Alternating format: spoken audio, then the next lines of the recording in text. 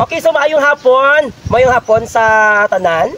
Maayong hapon sa aton mga ka-followers, sa aton mga supporters. So for today's video guys, so live interview tano sa Tagiya sang kapihan sa Lasang. May balaan na naton kung ano bala ang kapihan sa Lasang nga ginabalik-balikan kag ginakatuan sa mga tao diri. So pasalamat kita sa Tagiya nga gitagaan ta chance na ma-interview siya sa piyak sang iya ka busy bala sa iya business. No, sir, mayong hapon. Mayong hapon, Sir Bench. Mayong hapon, no? Oo. Okay, sir, may mga question na kami regarding about sa kapihan sa Lasang. Kay kadamo sang nagapamangkot sa aton. Sa diin na ang kapihan sa Lasang, ano na daang may ara sa kapihan sa Lasang. Kag nga, gitawag na kapihan sa Lasang. So now na, sir, pakilala ta sa mga followers ta. Sino bala si kapihan sa Lasang? So, ako galing ang tuot-tuot ko yung ngalan, si Sil Condes Plondaya. Ang ako ngayon is Toots. Toots? Pero pagkapat ko din tawag nila ako Kalbo. Kalbo na? Oo. Baka hindi na Kalbo, kundi Upaw. Upaw daw mo na sa sir. Amo na tawag nila sa akon din. So, ang kapihan sa Lasang was started last July 2021. Okay, July 2021. So, in 4 years na kami subong. Okay. This coming July, kaluyan, nakasurvive kami.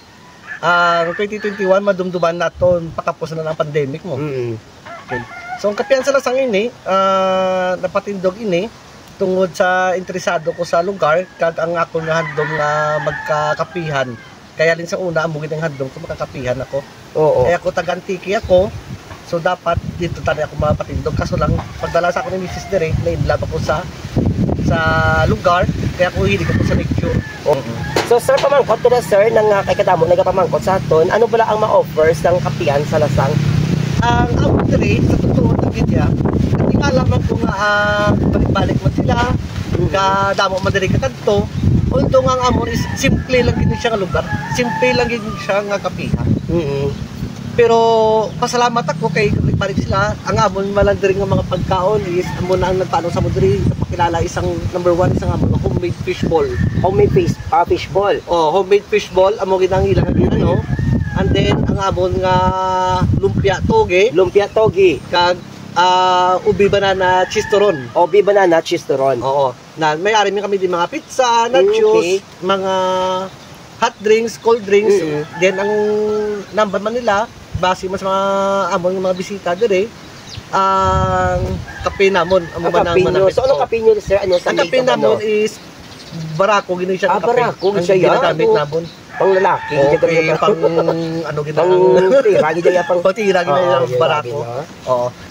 That is why sa kung may-ari kami diri nga mini spring pool which is tuburan, natural water nga amon swimming pool pero sa subong sarado. Ay sarado na. Oo, sarado namon kay medyo may need to repair.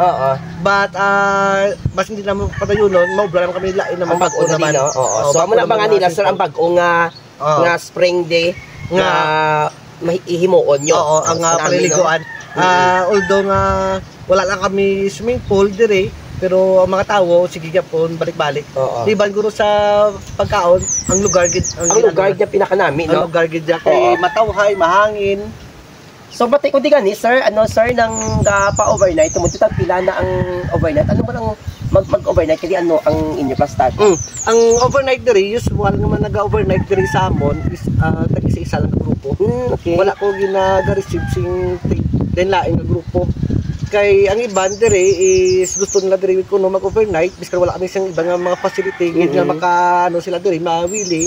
Gusto lang gid nila dire maka-relax. Relax. Okay. Linong tawhay, wala sing ibang istorbo kundi sila lang magbarkada, mag-asawa, magnobya, mga amo na siya. Wala na nadaan, diba? Ang rate niya sir, ang rate niyo. Ang amon dire nga overnight is mag-camp ka is 150 pesos per head. Per head.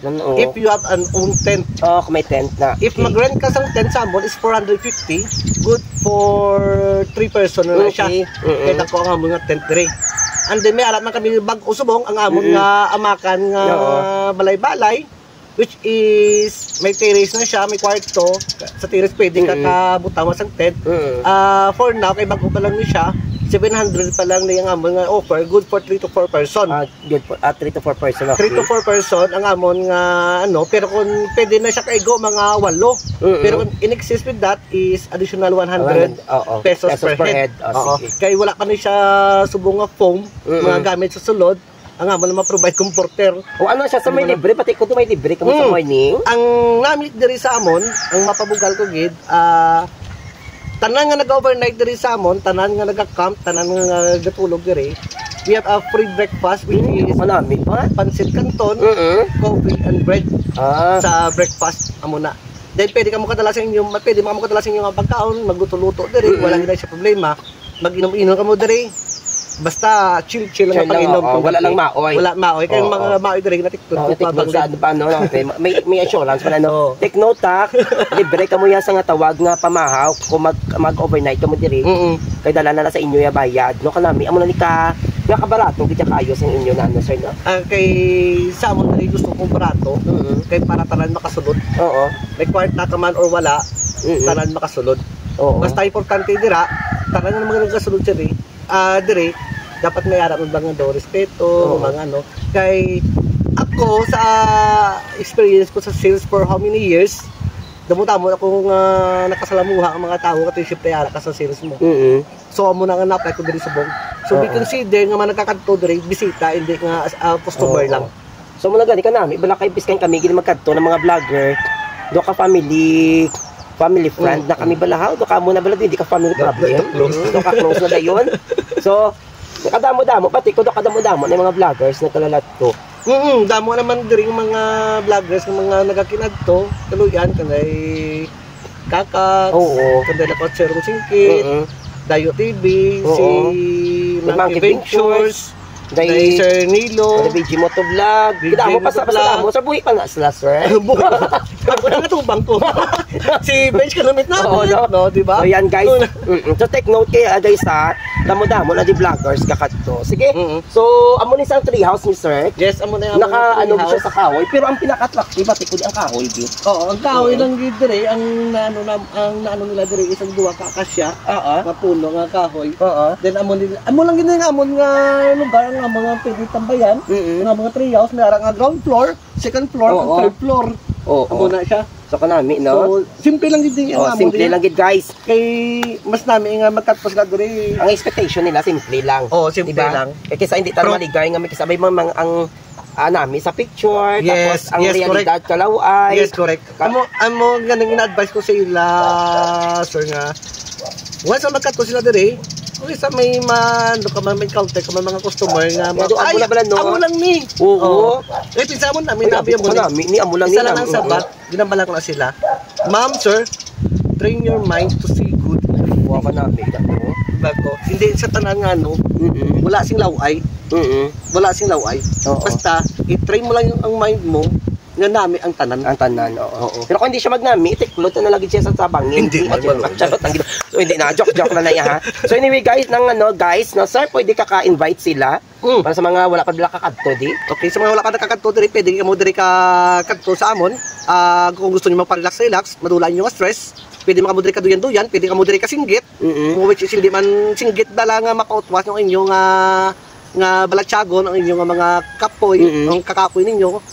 Katulad mo diri sa Kapiyan Salasang, diri sa Sitio Tambara, Barangay San Fernando, Talisay City, Negros Occidental.